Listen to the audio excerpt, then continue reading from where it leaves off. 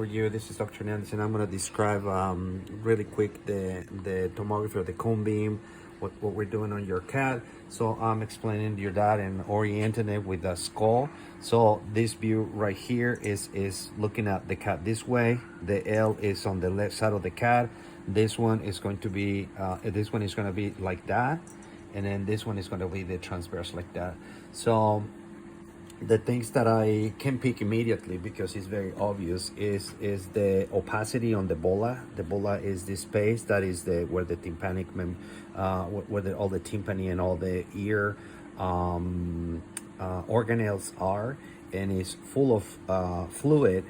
So this cat has been suffering for quite a while, according to what your dad is explaining. So you can see the ear right here, and then how the ear canal is coming and is clear all the way. So the tympanic membrane is somewhere. Actually, the tympanic membrane is right here, and then the bola and the opposite side. We come in and out, and you can see how the ear canal is here and is obstructed at one point. It's just minimal right there, and he's about right there. It is, so. I can't really tell if it is destruction of the tympanic membrane. I gotta say, this is not my specialty. This is ENT, but we can observe this. So it's full of fluid, and that also communicates, from the ear. It communicates on the inside of the skull, and then it communicates eventually with the nose. So it's all that's what is ENT.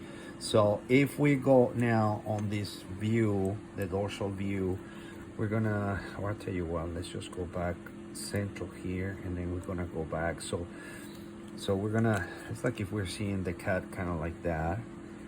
We're coming from the back to the front, and then so that the eyes, and then you can see already there's obstruction on the nasal passages on the right side, and then I'm coming forward. Remember, we're going forward, and then you see all that right side is a lot of occlusion. Those are the frontal sinuses, so they're right here.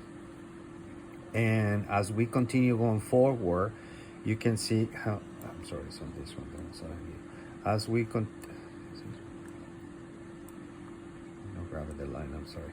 As we continue coming, you can see this is normal, this portion is normal, and you can see how much soft tissue it is, whether it is the mucosity and all that. What is it causing it? I don't know. But then I was explaining your dad that your cat has so much drainage in the mouth and through the nose that he is using his tongue just to kind of clean it, and the tongue is so rough that has created a lesion on this side, and then the palatine artery is coming right there. There's two tiny little ones, and they come all the way to the front, and it has eroded the palate to a point that it touched the artery, and is bleeding. So that's when the cat is sneezing double, because all the mucosity is on his nose, and now the blood that is on his mouth, and when he sneezes, the blood is just splattered on the, so that's what it pinpoints. So the problem with the palatal artery, it is secondary to all these conditions. So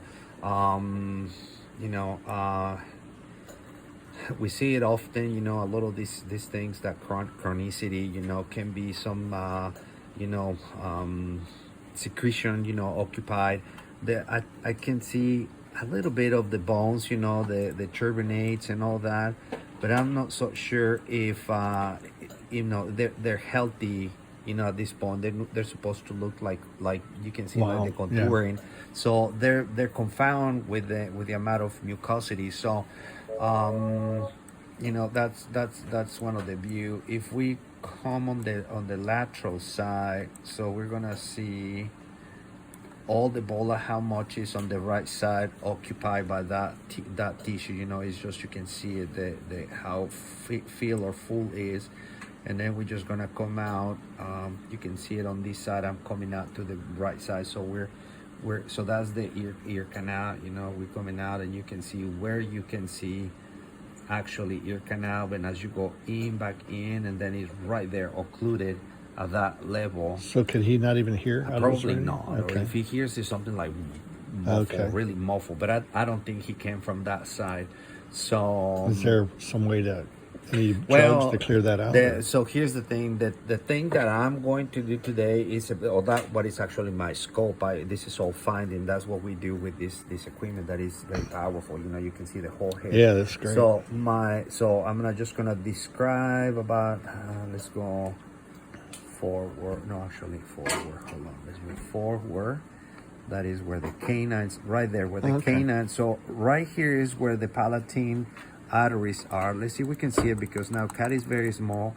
Even though we have a lot of power with this equipment, we may miss it. It's gonna be just a dark hole right there where the palatine artery. You know, I think we're not gonna be able to see it. It's super small. Yeah. So my job is to put a suture on the side that is eroded, so that way the cat is probably gonna continue doing. So what we're trying to do is just sort of stop Fix it for now. the problem Yeah. for now. Then you know, so all of us, we know what's going on with this cat, and I don't know who may be the next person to help. So what I can also try to do is not going to be perfect, but I can try to put a device to suction as much possible on this area to just kind of help, because you know this creates a biofilm inside. I think this cat probably needs to go in some type of antibiotic. Then this nasal lavage kind of thing, it may have to be more routine. Sadly, it has to be under anesthesia. It has to be done by somebody that knows what we're talking about. So I think could offer to try to do that, but then at the same time I would just kind of want to just back off because it's not my specialty, and then I don't know how far or exactly what we're doing. I've done it in other cases where these animals, they're kind of chronic like that, and it helps a little bit, but then the client kind of comes back for anesthetized, you know, suctioning and all that, and you know, and I don't know if that is doable for both of us, or and then you know, we're also running blood work just to see what else is going on with the cat, just making sure that the cat is not so sick that all of this at one point is like, what are we doing all these? You know, the cat may be much sicker than, you know. Back to what I do is we did find some lesions on the incisors. You know, they're right here. You can see that the discontinuity. So the tooth has a resortive lesion. So this tooth has to be extracted. That and I we'll chat in a minute and see what exactly wants to do. You will have a limited budget, and then so my job is, you know, honestly, I thought it was just gonna go fix the palatal issue and that's it. But then you always, when you're looking for something, you find stuff, and then your cat has more stuff. So I think it's very long. So I don't know if you want to stop down, Ryan. And